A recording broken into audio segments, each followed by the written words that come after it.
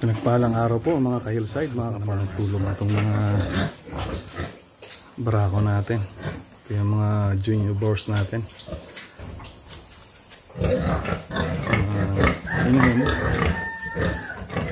Yan yung unang 8.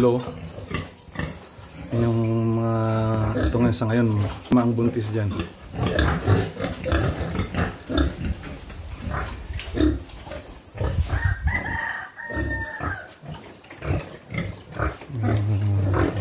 Ito naman yung mga bago natin mga inahin. So mga isang buwan na lang lahat to ready na. Yan yung mga ano natin, mga beak natin. 1 week na sila. Ito yung mga bago na inahin natin. Ito naman yung sa kanila kulay puti. So isang buwan na lang ready na itong mga to para sa breeding. So finally, praise God, nakumpleto na natin yung target natin na 20 heads ng inahin natin. So konting taste na lang. Itong mga to ay patuloy natin i-monitor, papatabain natin muna ito ng papalakihin pa natin to, and within a month pwede na to na i-consider for breeding pag naglandi na sila. So meron tayong 8 dito sa bago. Ayan. Another 8 yung dati. So 16 plus itong si Black Mama at saka yung 3 doon sa original gestation pen natin doon sa luma. So meron na tayong 20 finally, yung target natin na kumpleto na natin. It's just a matter of time. Ang mangyayari dito na puro paanak na lang tayo. Ano? Umpisahan na natin yung pag-distribute natin later on, pag-expand pa sa ibang lugar. So dito after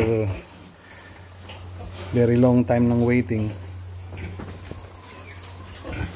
nararamdaman na rin natin yung ano na itong ating piggery operation ay magiging profitable. Praise God sa tulong ng Panginoon. Kaya natin to at saka mga partner natin. Nakakaagapay ko sa pag-abot ng target natin. So itong original na ano na to, mga original na nauna na breeder natin, ano? Meron dito na ano 5 na buntis. 2 na lang dito ang hindi pa namin na AI or na inseminate. Kompleto na natin yung 20 heads. So 8 at saka 4 20 heads na po ang ating mga inahin. It's just a matter of time. Hintayin pa natin. Siyempre hindi ito sabay-sabay na magbubuntis. Ang ating target, bawat buwan at least meron tayong 4 to 5 na mga anak later on. Bawat buwan.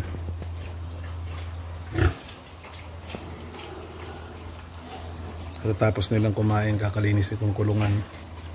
Ito kagabi lang natin to nailipat na natin, nakompleto na natin yung ating expansion na another 8.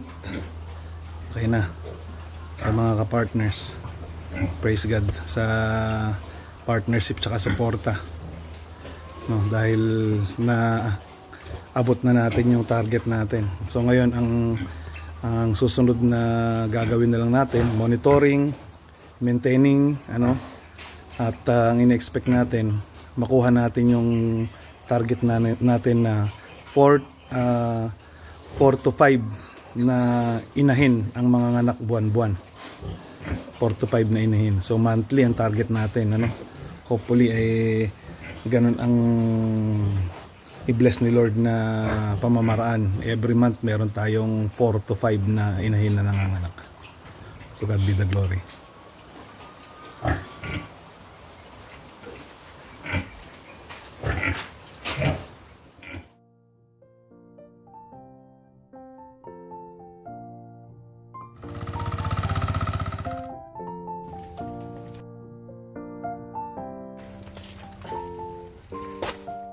tayo.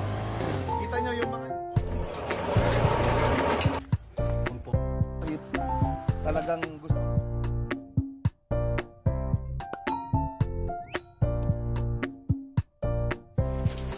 Oh, puro laman. Palamigin na natin ito ngayon. Free range na mga pato rin dito. Lalo sa pinaka.